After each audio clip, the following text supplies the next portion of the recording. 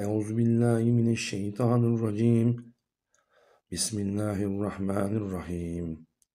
سيقول السفهاء من الناس ما ولهم عن قبلتهم التي قالوا عليها قل لله المشرق والمغرب يهدي من يشاء إلى صراط مستقيم. كذلك جعلناكم أمة وسطا لتكونوا شهداء على الناس ويكون الرسول عليكم شاهدا وما جعلنا القبلة التي كنت عليها إلا لنعلم من يتبع الرسول ممن ينقلب على عاقبيه وإن كانت لكبيرة إلا على الذين هدى الله وما كان الله ليضيع إيمانكم إن الله بالناس لرؤوف رحيم. قد نرى تقلب وجهك في السماء فلنولينك قبلة ترضها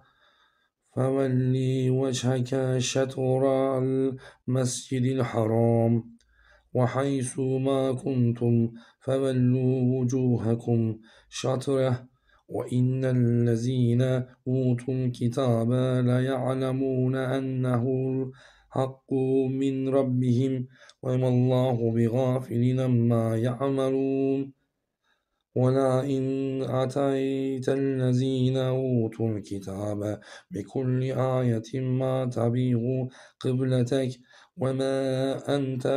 بتابع قبلتهم وما بعضهم بتابع قبلة بعض ولئن اتبعت أهواءهم من بعد ما جاءك من العلم إنك إذا لمن الظالمين.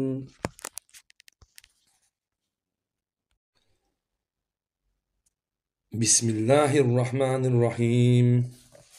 الذين آتيناهم الكتاب يعرفونه كما يعرفون أبناءهم وإن فريقا منهم ليكتمون الحق وهم يعلمون.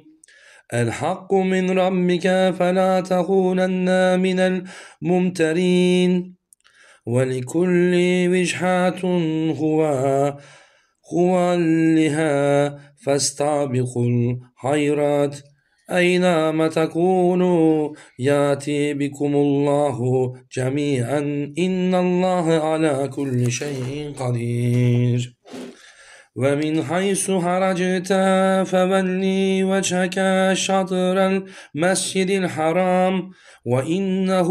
للحق من ربك وما الله بغافل عما تعملون. ومن حيث خرجت فولي وجهك شطر المسجد الحرام وحيث ما كنتم فولوا وجوهكم شطره لئلا يكون للناس عليكم هبة إلا الذين ظلموا منهم فلا تخشوهم واخشوني ولأتم نعمتي عليكم ولعلكم تهتدون. كما أرسلنا فيكم رسولا منكم يتلو عليكم آياتنا ويزكيكم ويعلمكم الكتاب والحكمة ويعلمكم ما لم تكونوا تعلمون. فاذكروني أذكركم واشكروني ولا تكفرون. يا أيها الذين آمنوا استعينوا بالصبر والصلاة إن الله مع الصابرين. بسم الله الرحمن الرحيم. ولا تقولوا لمن يقتل في سبيل الله أموات بل أحياء ولكن لا تشعرون. ولا نبلونكم بشيء من الخوف والجوع ونقص من الأموال والأنفس والثمرة وبشر الصابرين الذين إذا أصابتهم مصيبة قالوا إنا لله وإنا إليه راجعون أولئك عليهم صلوات من ربهم ورحمة وأولئك هم المهتدون إن الصفا والمروة من شعائر الله فمن حج البيت أو اعتمر فلا جناح عليه أن يطوف بهما ومن تطوع خيرا فإن الله شاكر عليم إن الذين يكتمون ما أنزلنا من البينة والهدى من بعد ما بينه للناس في الكتاب أولئك يلعنهم الله ويلعنهم اللائنون إلا الذين تابوا وأصلحوا وبينوا فأولئك أتوب عليهم وأنا التواب الرحيم إن الذين كفروا وماتوا وهم كفار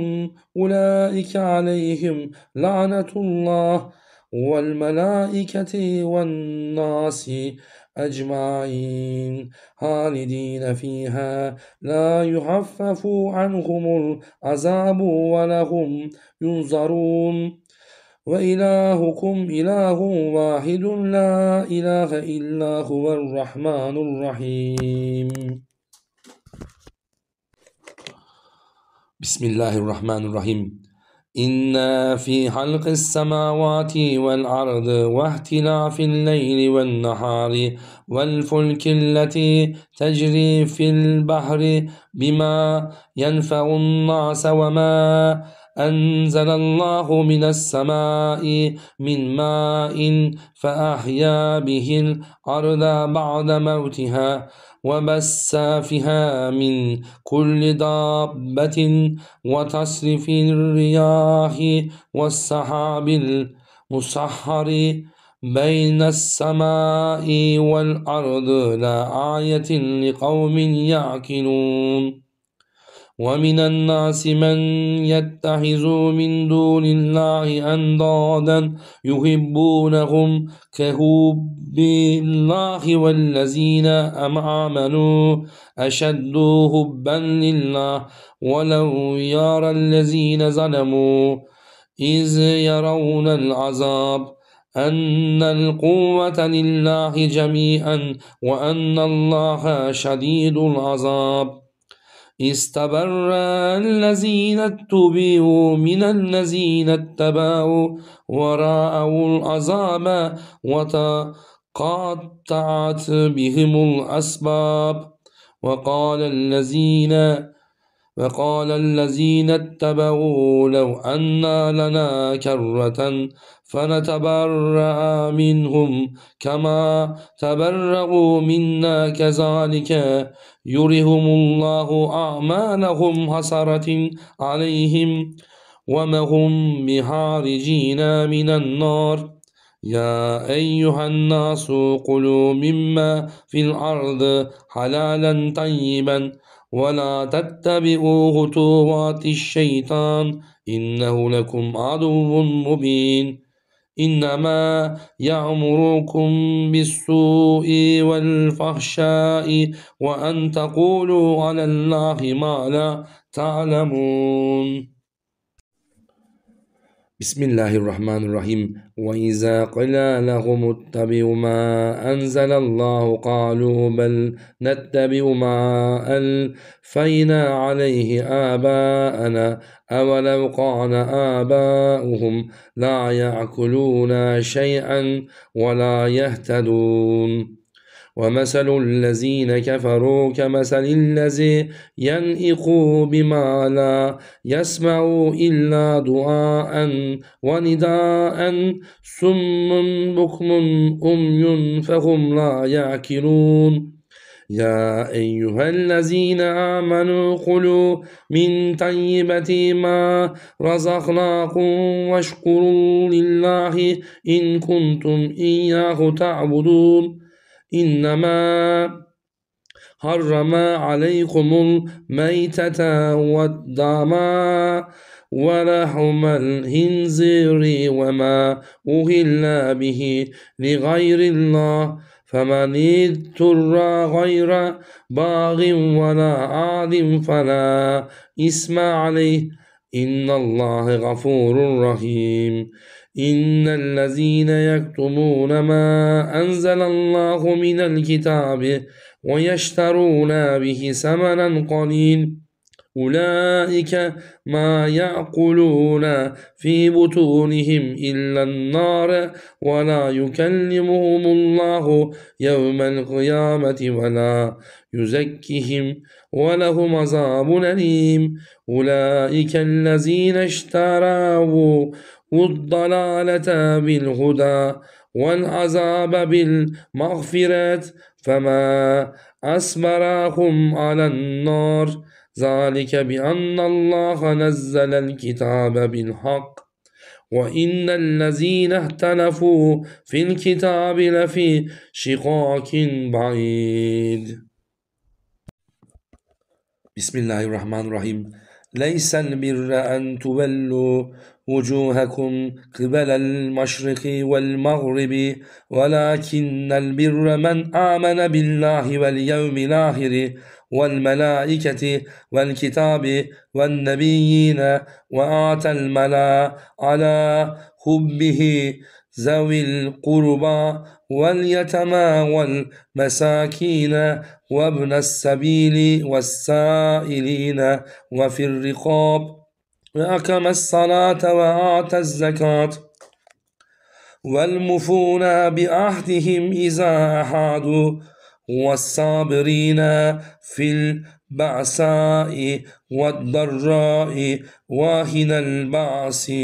أولئك الذين صدقوا وأولئك هم المتقون يا أيها الذين آمنوا كتب عليكم القصاص في القتل الحر بالحر والعبد بالعبد والأنثى بالأنثى فمن أوفي له من أخيه شيء فاتبعون بالمعروف وأداء إليه بإحسان ذلك تخفيف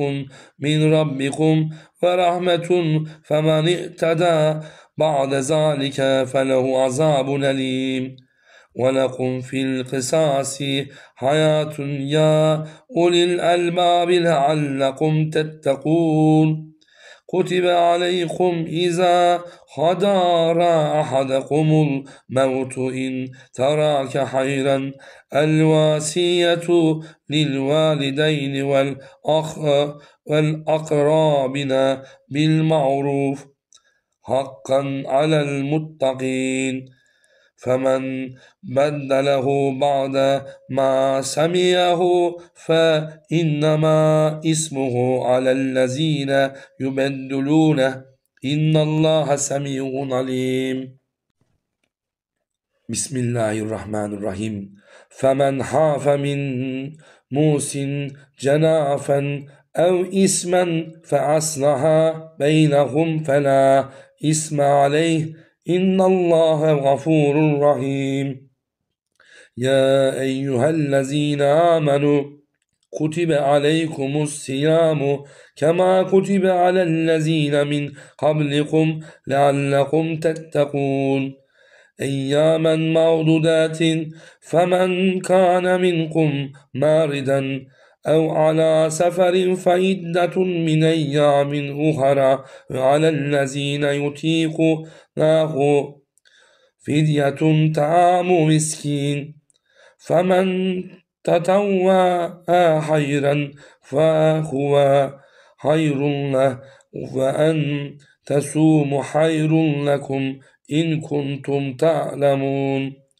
شهر رمضان الذي أنزل فيه القرآن هدى للناس وبينات من الهدى والفرقان فمن شهد منكم الشهر فليصمه ومن قال معرضا أو على سفر فعدة من أيام أخرى يريد الله بكم اليسر ولا يريد بكم العسر ولتكملوا العدة ولتكبروا الله على ما هداكم ولعلكم تشكرون وإذا سألك عبادي عني فإني قريب أجيب دعوة الداعي إذا دعاني فليستجيبوا لي وليؤمنوا بي لعلهم يرشدون. بسم الله الرحمن الرحيم. أهل لكم ليلة الصيام الرفاس إلى نسائكم هن لباس لكم وأنتم لباس لهن علم الله أنكم كنتم تهتنون أنفسكم فتب عليكم وعفى عنكم فأنا بشيرهن وابتغوا ما كتب الله لكم وكلوا واشربوا حتى يتبين لكم الخيط الأبيض من الخيط الأسود من الفجر ثم أتموا الصيام إلى الليل ولا تباشروهن وأنتم عاكفون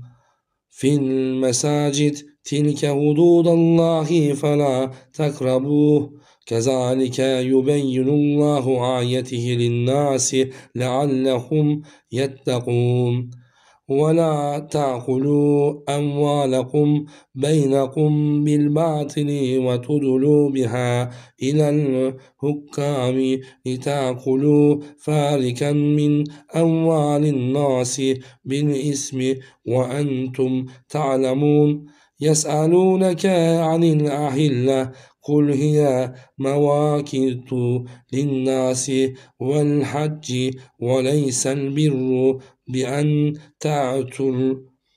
البيوت من ظهورها ولكن البر من اتقى وأتوا البيوت من أبوابه واتقوا الله لعلكم تفلحون وقاتلوا في سبيل الله الذين يقاتلونكم ولا تعتدوا إن الله لا يحب المعتدين. بسم الله الرحمن الرحيم. واقتلوهم حيث ثقفتموهم وأخرجوهم من حيث أخرجوكم والفتنة أشد من القتل ولا تقاتلوهم عند المسجد الحرام حتى يقاتلوكم فيه فإن قتلوكم فاقتلوهم كذلك جزاء الكافرين فإن انتهوا فإن الله غفور رحيم وقاتلوهم حتى لا تكون فتنة ويكون الدين لله فإن انتهوا فلا عدوان إلا على الظالمين. الشهر الحرام بالشهر الحرام والحرمات قصاص فمن اعتدى عليكم فاعتدوا عليه بمثل ما اعتدى عليكم واتقوا الله واعلموا أن الله مع المتقين وأنفقوا في سبيل الله ولا تلقوا بأيديكم إلى التهلكة وأحسنوا إن الله يحب المحسنين وأتموا الحج والعمرة لله فإن أحسرتم فما استيسر من الهدي ولا تحلقوا رؤوسكم حتى يبلغ الحدي ماهله، فمن كان منكم معرضا أو به أذى من رأسه ففدية من صيام أو صدقات أو نسوق، فإذا أمنتم فمن تمتع بالعمرة إلى الحج فما استيسر من الهدي، فمن لم يجد فصيام 3 أيام في الحج و7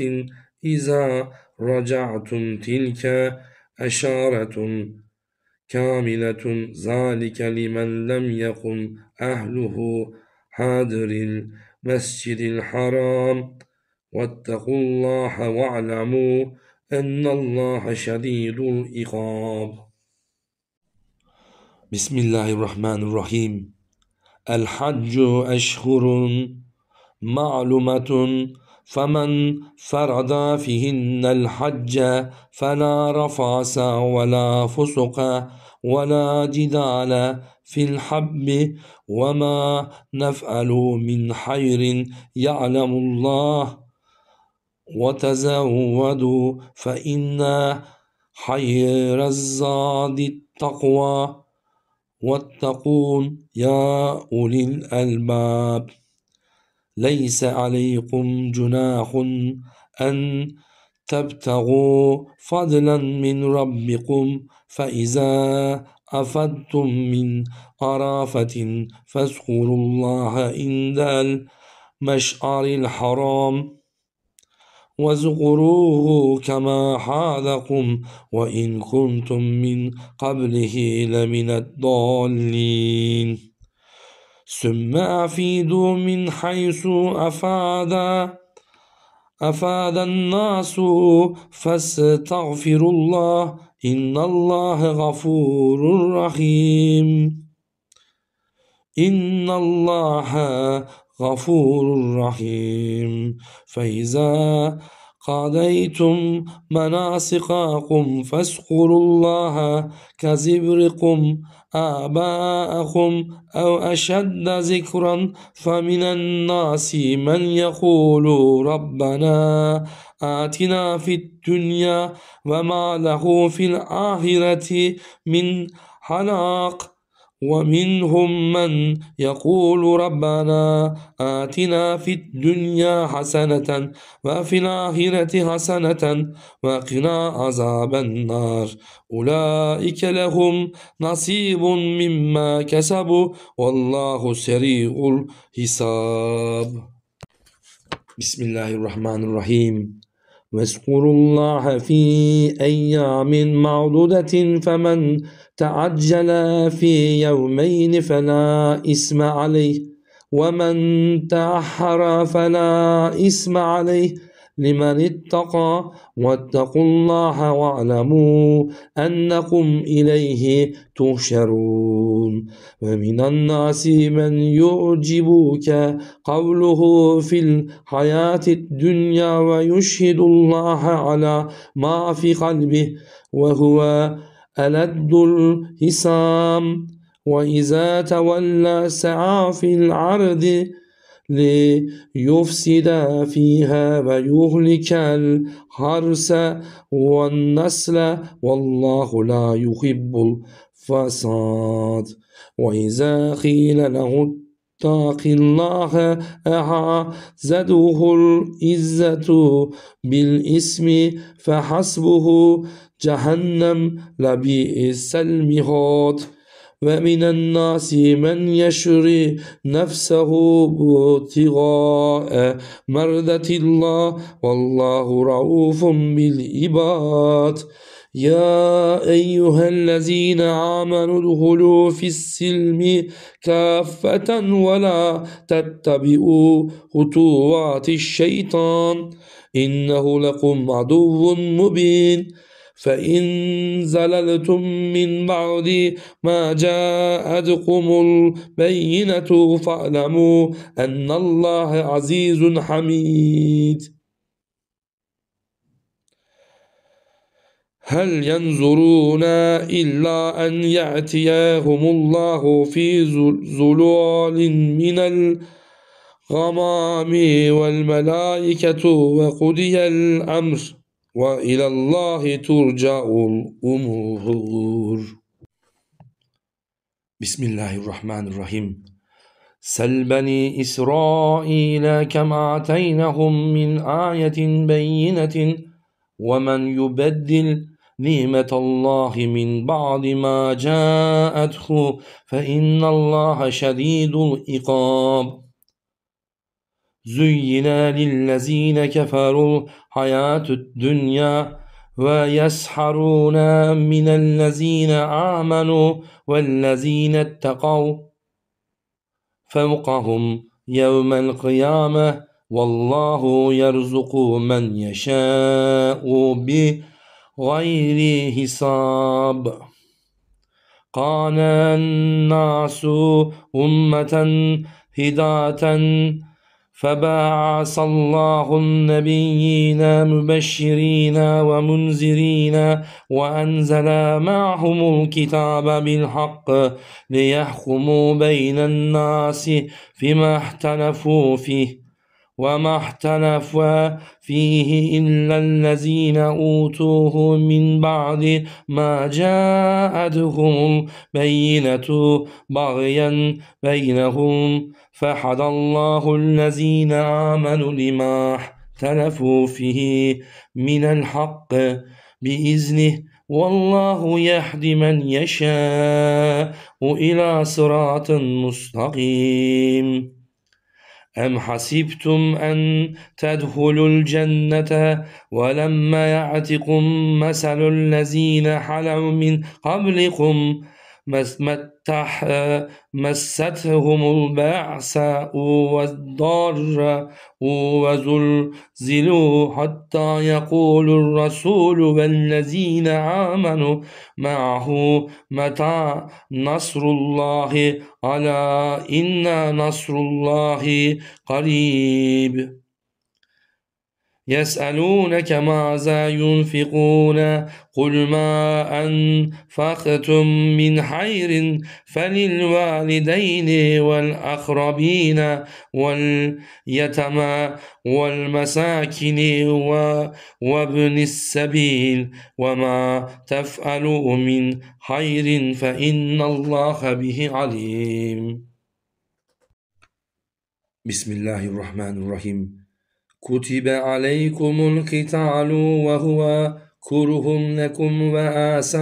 أن تكرهوا شيئا وهو خير لكم وعسى أن تحبوا شيئا وهو شر لكم والله يعلم وأنتم لا تعلمون.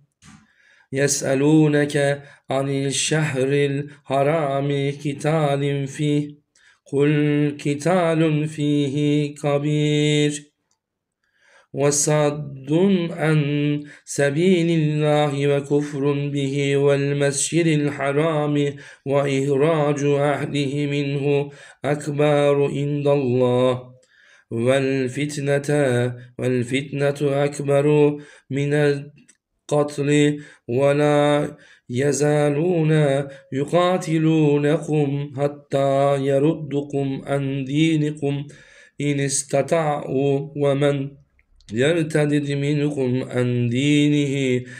فيمت وهو كافر فأولئك حبطت أعمالهم في الدنيا والآخرة وأولئك أصحاب النار هم فيها خالدون. إن الذين آمنوا والذين هاجروا وجاهدوا في سبيل الله أولئك يرجون رحمة الله والله غفور رحيم.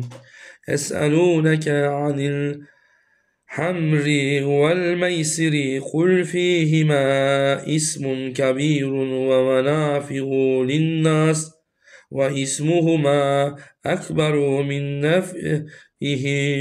من نفعهما ويسألونك ماذا ينفقون قل العفو كذلك يبين الله لكم الآية لعلكم تتفكرون. بسم الله الرحمن الرحيم. في الدنيا والآخرة ويسألونك عن اليتامى قل إصلاح لهم خير وإن تخالطوهم فإخوانكم والله يعلم المفسد من المصلح ولو شاء الله لأعنتكم إن الله عزيز حكيم. ولا تنكحوا المشركات حتى يؤمن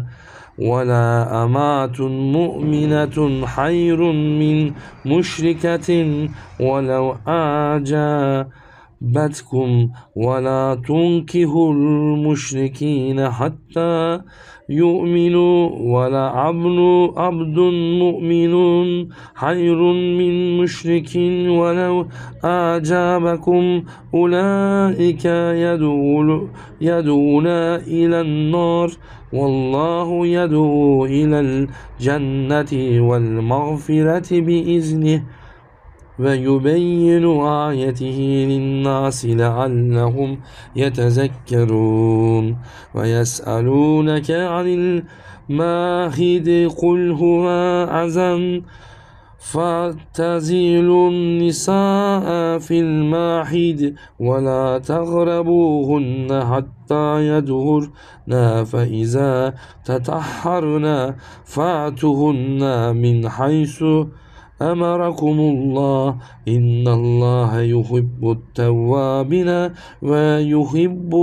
المتطهرين. نساؤكم حرث لكم فأعطوا حرثكم أن شئتم وقدموا لأنفسكم واتقوا الله واعلموا أنكم ملاقوه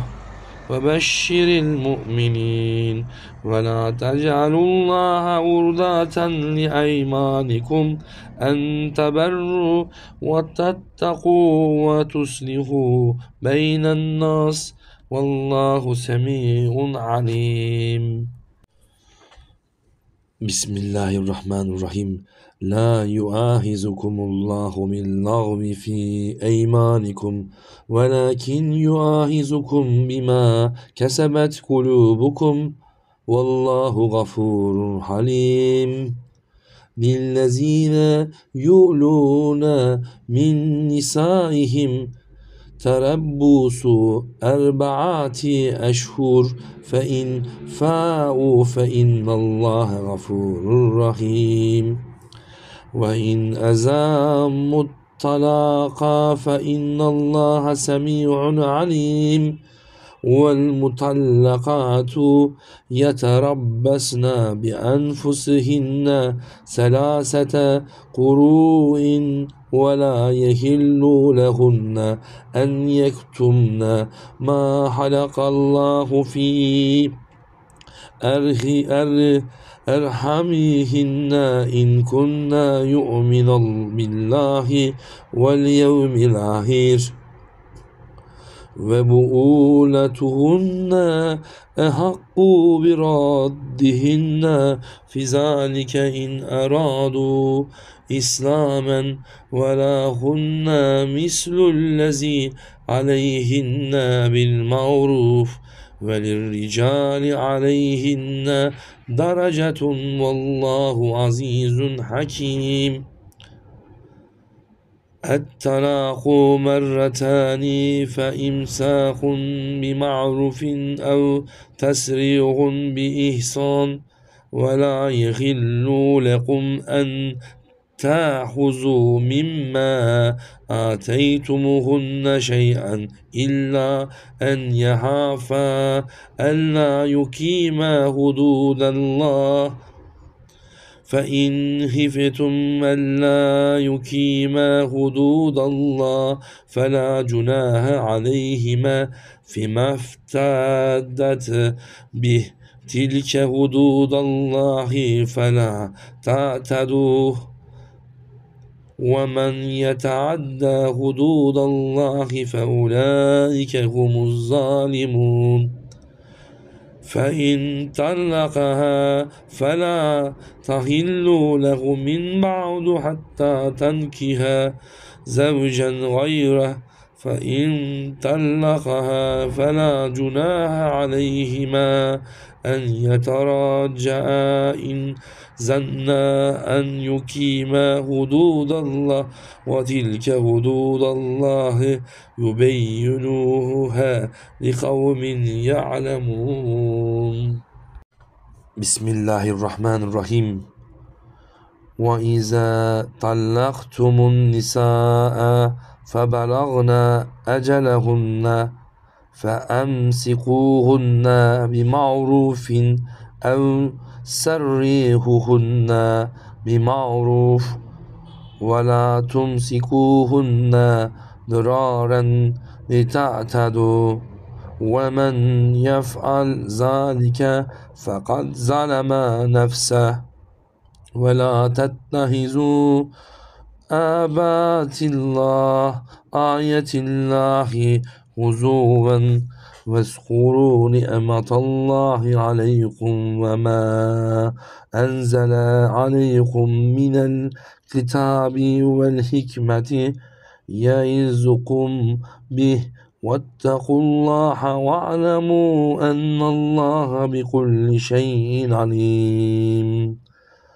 وإذا طلقتم النساء فبلغن أجلهن فلا تعضلوهن أن ينكحن أزواجهن إذا تراضوا بينهم بالمعروف ذلك يوعظ به من كان منكم يؤمن بالله واليوم الآخر ذلكم أزكى لكم وأطهر والله يعلم وأنتم لا تعلمون. والوالدة يرضعن أولادهن حولين كاملين لمن أراد أن يتم الرضاعة وعلى المولود له رزقهن وكسوتهن بالمعروف لا تكلف نفس إلا وسعها لا تضار والدة بولدها ولا مولود له بولده وعلى الوارث مثل ذلك فإن أراد فصالا أن تراض منهما وتشاور فلا جناح عليهما وإن أردتم أن تستودعوا أولادكم فلا جناح عليكم إذا سلمتم ما آتيتم بالمعروف واتقوا الله واعلموا أن الله بما تعملون بصير. بسم الله الرحمن الرحيم. وإذا طلقتم النساء فبلغن أجلهن وأمسكوهن بمعروف أو سرحوهن بمعروف ولا تمسكوهن ضرارا لتعتدوا ومن يفعل ذلك فقد ظلم نفسه ولا تتخذوا آية الله هزوا واذكروا نعمة الله عليكم وما أنزل عليكم من الكتاب والحكمة يعظكم به واتقوا الله واعلموا أن الله بكل شيء عليم.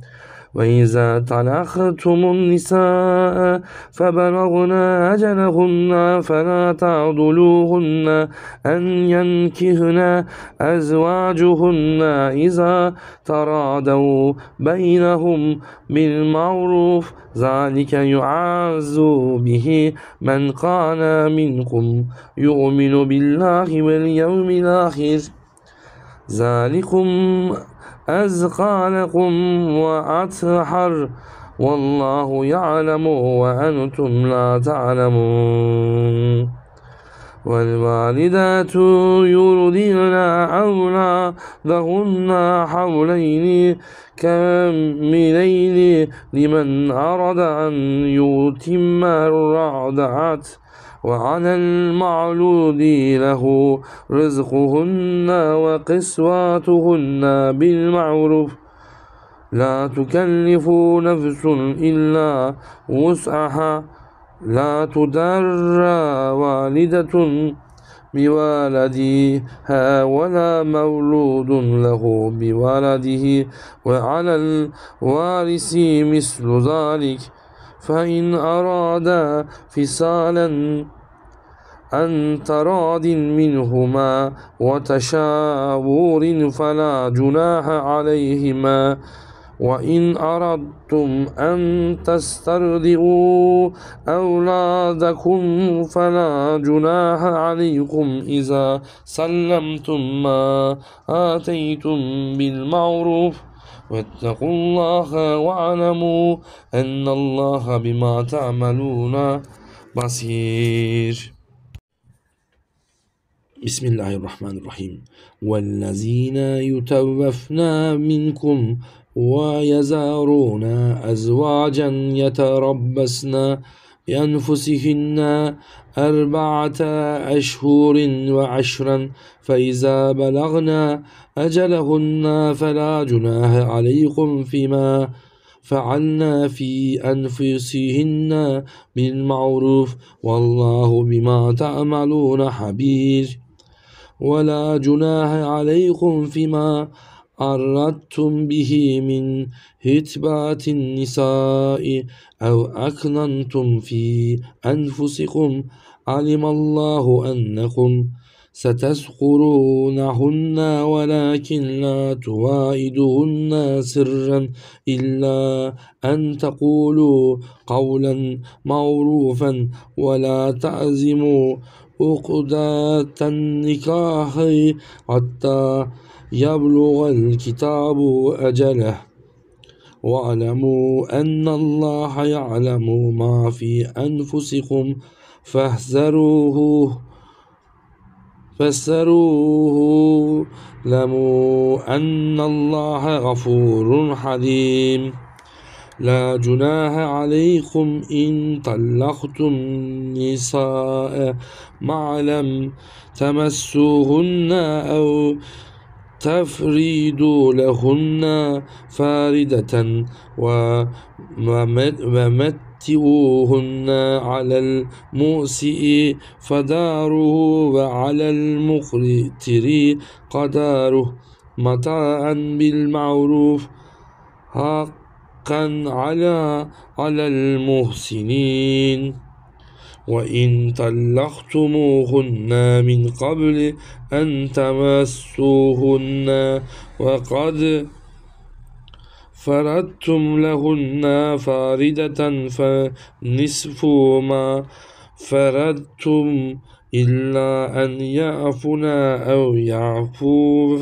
الذي بيده عقدة النكاح وأن تعفوا أقرب للتقوى ولا تنسوا الفضل بينكم إن الله بما تعملون بصير. بسم الله الرحمن الرحيم. حافظوا على الصلوات والصلاة الوسطى وقوموا لله قانتين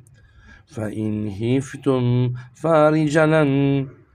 أو ركبانا فإذا أمنتم فاذكروا الله كما علمكم ما لم تكونوا تعلمون والذين يتوفون منكم ويذرون أزواجا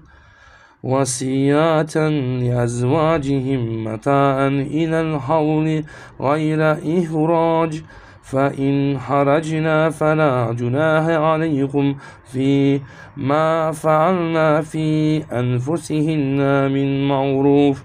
والله عزيز حكيم وللمطلقات متاع بالمعروف حقا على المتقين كذلك يبين الله لكم آياته لعلكم تاكلون ألم تر إلى الذين خرجوا من ديارهم وهم ألوف حذر الموت فقال لهم الله موتوا ثم أحياهم إن الله لذو فضل على الناس ولكن أكثر الناس لا يشكرون وقاتلوا في سبيل الله واعلموا أن الله سميع عليم من ذا الذي يقرض الله قرضا حسنا فيضاعفه له أضعافا كثيرة والله يقبض ويبسط وإليه ترجعون. بسم الله الرحمن الرحيم. ألم تر إلى الملأ من بني إسرائيل من بعد موسى إذ قالوا لا نبي له ابعث لنا مالكا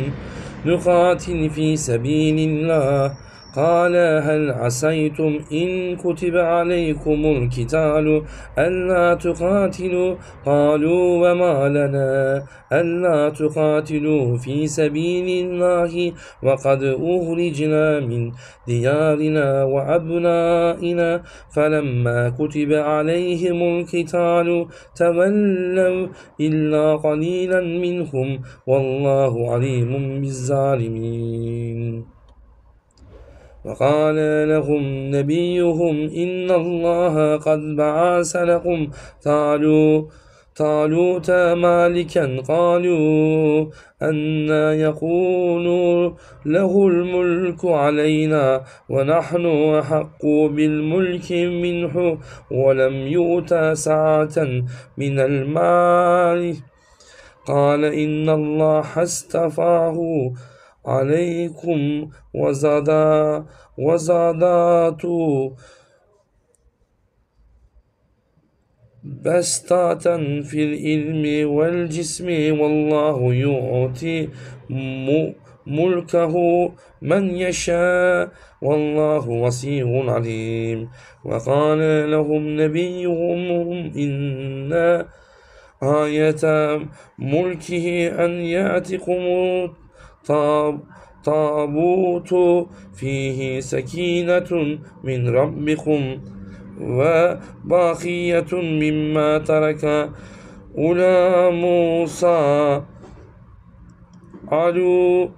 آل موسى وآل هارون تحميله الملائكة إن في ذلك لآية لكم إن كنتم مؤمنين. بسم الله الرحمن الرحيم. فلما فصل طالوت بالجنود قال إن الله مبتليكم بنهر فمن شرب منه فليس مني ومن لم يدعمه فإنه مني إلا من اغترف غرفة بيده فشاربوا منه إلا قليلا منهم فلما جاوزه هو والذين آمنوا معه قالوا لا تقاتلنا اليوم بجالوت وجنوده قال الذين يظنون أنهم ملاقو الله كم من فئة قليلة غلبت فئات كثيرة بإذن الله والله مع الصابرين. ولما برز لجالوت وجنوده قالوا ربنا أفرغ علينا صبرا فثبت أقدامنا فانصرنا على القوم الكافرين. فهزموهم بإذن الله وقاتل داود جالوت وآتاه الله الملك والحكمة وعلمه مما يشاء. ولولا دفع الله الناس بعضهم ببعض لفسادت الأرض ولكن الله ذو فضل على العالمين. تلك آية الله نتلوها عليك بالحق وإنك لمن المرسلين.